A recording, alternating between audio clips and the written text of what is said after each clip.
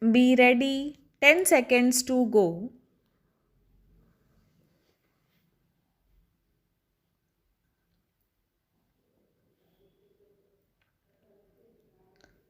Start. The Rainbow Papers Limited, of which Ajay Kumar, the appellant before us, was the promoter and managing director, sought loans from a public financial institution, Tourism Finance Corporation of India Limited, the respondent before us, to fulfill its various corporate requirements.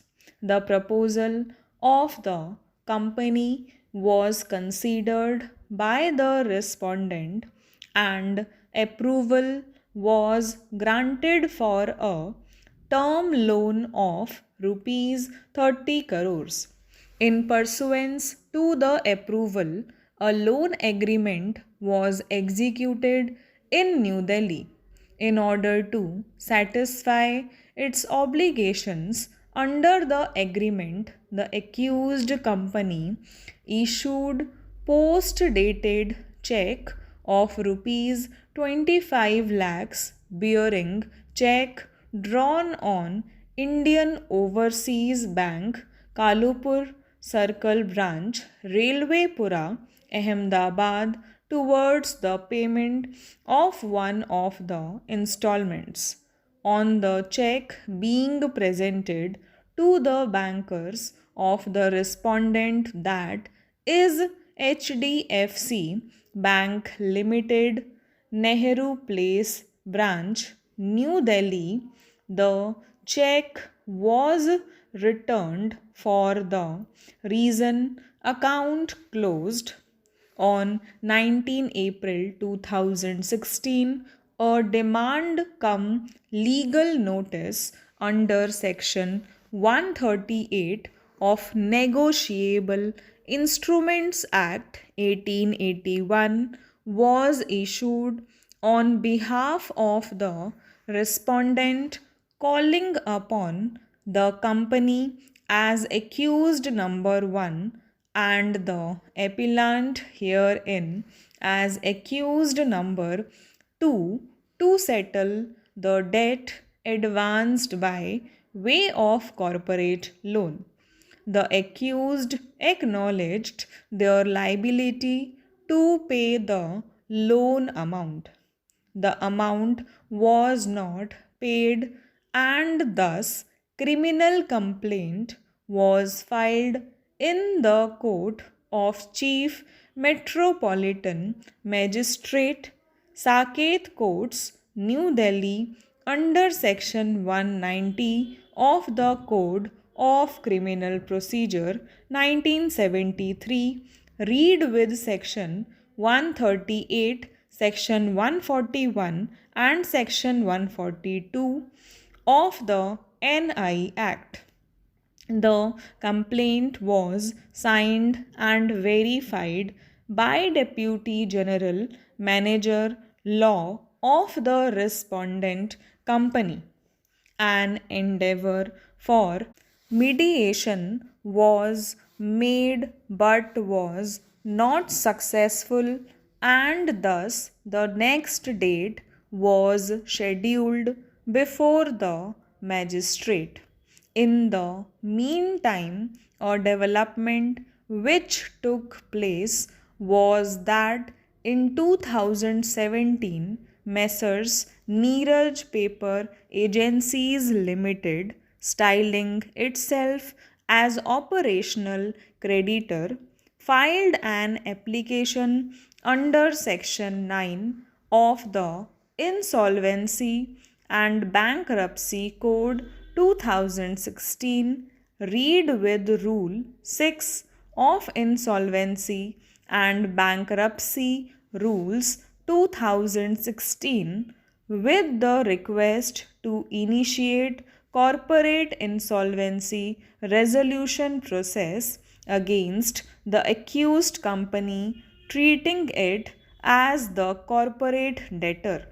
The National Company Law Tribunal admitted the aforesaid insolvency application.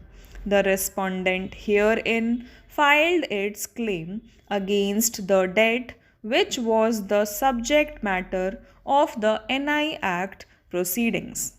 On 5 June 2018, Committee of Creditors was informed that the respondent herein could not be considered as a secured financial creditor as per definitions contained in section 3 bracket 30 and section 3 bracket 31 of the IBC. In effect, on legal advice as such, the respondent was opined as an unsecured financial creditor. This resulted in the respondent filing applications in the form of objections before the NCLAT, where the status was sought to be changed from the unsecured to secured financial creditor. Now, turning back to the NIA proceedings, the Metropolitan Magistrate passed an interim order dismissing the application of the appellant for exemption from personal appearance. This in turn was predicated on the observations of NCLAT opining that Section 138 of NI Act is a penal provision which empowers the court of competent jurisdiction to pass order of imprisonment or fine which cannot be held to be proceedings or any judgment or decree of money claim. Thus, it would not come within the purview of section 14 of the IBC, and thus the proceedings under section 138 of the NI Act 1881 could continue simultaneously. The appellant thus filed an application for discharge of the complaint case in question herein in the present case, which was dismissed by the Metropolitan Magistrate wide order. The criminal revision petition preferred by the appellant bearing criminal revision also met with a similar fate before the High Court and was dismissed with the cost of rupees 20,000 to be paid by the appellant to the respondent. It is this order which is now sought to be assailed before us. Learned counsel sought to urge on behalf of the appellant that the trigger of section 138 of the NI Act is the non-payment of legally enforceable debt. Once the debt is itself extinguished either under section 31 or in process from sections 38 to 41 and 54 of IBC, the basis of section 138 of the NI Act disappears. We may note that these provisions fall under chapter 3 bracket 4 of the IBC. The term debt would mean legally enforceable debt under the explanation to Section 138 of the NI Act, and this may be read with Sections 2(6) of the IBC.